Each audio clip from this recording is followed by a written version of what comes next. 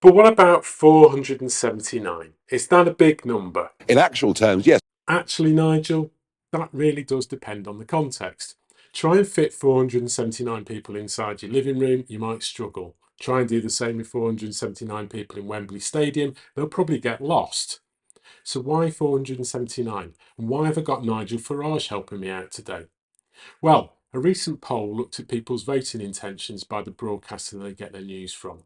479 people who got their news from the BBC said they were intending to vote for reform. Is it big? Not in percentage terms. You're right, Nigel. 4,389 people said they get their news from the BBC. In that context, 479 is only 12% and so relatively small. But you see, percentages can do funny things to trick us. In the same poll, 60% of people who get their news from GB News professed an intention to vote for reform. Sounds big, and some of the headlines reinforce that perception.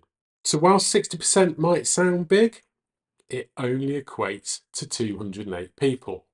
So in actual terms, it's less than half the potential voters who get their news from the BBC. But because there are only 376 GB News viewers, it's a bigger proportion of the total.